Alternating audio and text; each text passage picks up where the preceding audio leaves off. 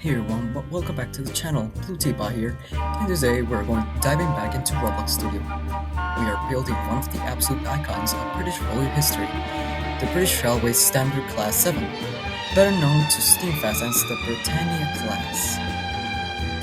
I wanted to capture this monster of an express, I must say, using a classic blocky 2010 era Roblox aesthetic. So, while you watch the frames and axles click into place, let's talk about the incredible history behind these legendary locomotives.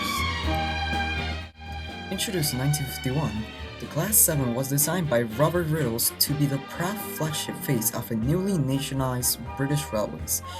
He wanted a fleet that was powerful, sleek, and above all, easy to maintain.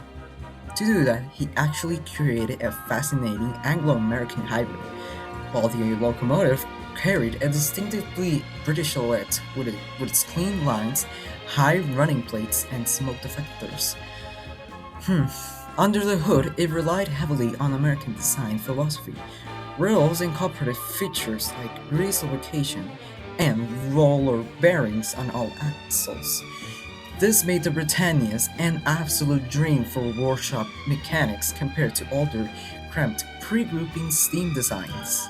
But the launch of the class wasn't all smooth sailing. Shortly after hitting the tracks in 1951, a serious engineering flaw was discovered that nearly ruined the fleet's reputation. The driving wheels were literally working loose on their axles while the trains were moving. After a highly alarming incident where wheels started shifting out of place on express runs, the entire class had to be briefly withdrawn or heavily speed restricted. Engineers rushed a redesign, massively increasing the hydraulic press fit pressure to keep the wheels locked tight. It was a tense movement, but it was saved British Railways' brand new flagship engines from a total disaster. The names of these 55 engines also have some awesome lore. The first was the name Britannia, given the class of its name. The rest were split by region, some by famous like poets and royalty like William Shakespeare, which famously pulled the luxury Golden Arrow boat train, while a batch sent up north got Scottish heroes like William Wallace. They absolutely transformed lines like the Great Eastern Main Line out of London, easily pulling heavy express trains with incredible reliability. Sadly, their golden era was cut out short. The rapid push for diesels in the late 1950s meant these beautiful engines were retired after less than 15 years of service. Because the Class 7 was so massive, it was strictly banned from smaller, lighter countryside branch lines, but regional controllers weren't always paying attention. In the 1960s, a Britannia was accidentally routed straight onto a sleepy Cockermouth, Keswick, and Parent Railway. The crew suddenly found themselves piloting a giant, heavy express locomotive down a line it was absolutely not cleared to run. It squeaked through impossible tight stone bridges, clearance, and coasted over fragile bridges that should have been collapsed under its weight. Panic broke out across the regional controls officers. But, against all odds, the engine made it through without destroying the infrastructure. The nameplates of these engines hide a secret corporate rebellion. The Western region, formerly the Great Western Railway, fiercely hated being told what to do by the new nationalized British Railways.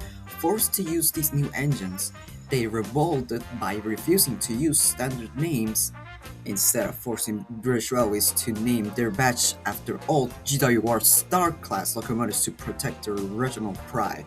But the real mystery is why they died so fast. Built in the mid-50s, some were scrapped by 1965 after less than 15 years of service. It wasn't because they were bad engines, because they were so modern and standardized. Their high-quality steel and parts were incredibly easy to recycle, making them prime targets for the scrap yards. Perhaps the most famous piece of Class 7 lore is the sheer heroism of driver Wallace Oakes. In 1965, he was driving number 60051 for the 4th when a catastrophic boiler pipe failure caused a massive wall of fire to blow back, completely engulfing the cab. Despite being severely burned, Oakes refused to jump. He stayed inside the inferno to apply the brakes and safely stopped the train. Protecting his passengers, he tragically died from his injuries a week later and was posthumously awarded the George Cross, the highest civilian medal for bravery. It showed just how brutal working on these massive steam giants could be. Although Britannias were designed as a flagship express locomotives, they were built during a time of heavy post-World War II economic hardship. To save money and resources, Robert Riddles combined structural elements directly from different Big Four pre-nationalization companies. The mainframe layout was heavily copied from Southern Railway practices. The crossheads were cloned from old London and North Eastern Railway (LNER) designs, and the boiler was adapted from London, Midland and Scottish Railways or LMS blueprints. It was essentially a Frankenstein's locomotive built out of leftover corporate DNA. The locomotive had an unusual setup for feeding water into the boiler. It used two completely different systems at the same time. A Great Western Railway GWR style live steam injector on the left side and a specialized 11mm Davies and Metcalfe exhaust steam injector on the right side. Fitters in the workshops hated this because they had to memorize two entirely separate mechanical systems just to maintain a single locomotive.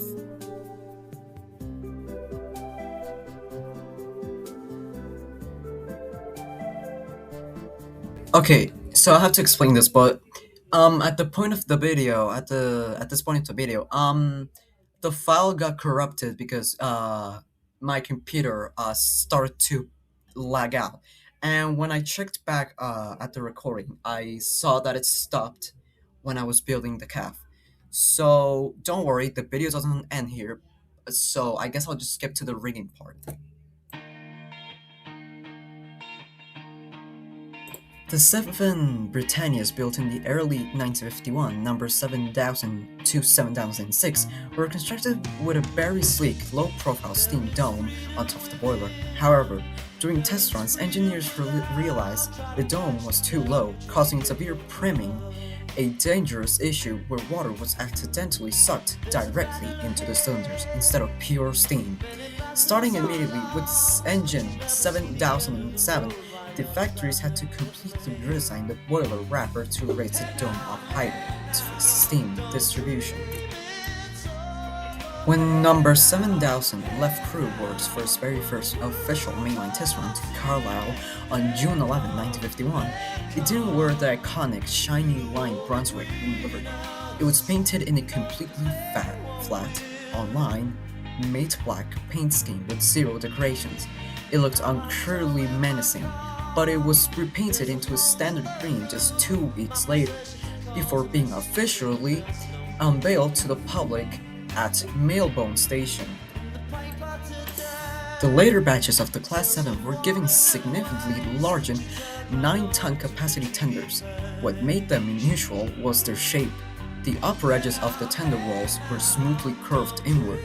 This wasn't for coal storage space, but for aerodynamics. The curved plates were specifically designed in a wind tunnel to smooth out the airflow, trailing behind the cab, effectively blowing harmful coal dust away from the train's front carriages. When British Railways was preparing to select a Class 7 for preservation in the National Collection, the natural choice was the historic prototype, 7000 Britannia. However, the National Railway Museum flatly rejected it.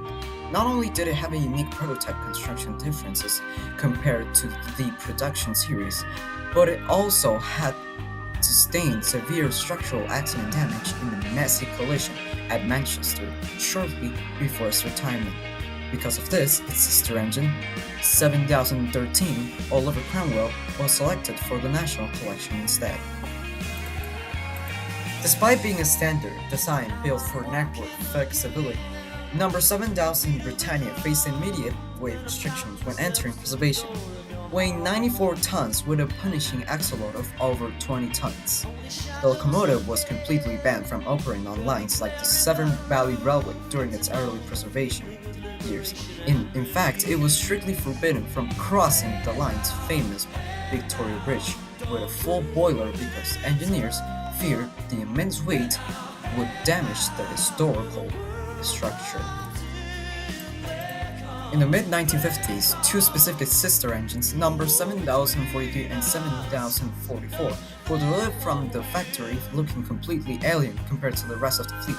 They were built completely without smoke deflectors and had specialized Westinghouse air brake pumps mounted aggressively along the sides of the smoke box. Allocated to Manchester Longside, these two stripped-down engines spent years running high-speed heavyweight brake trials on the London Midland Main Line before eventually being converted back to standard appearance.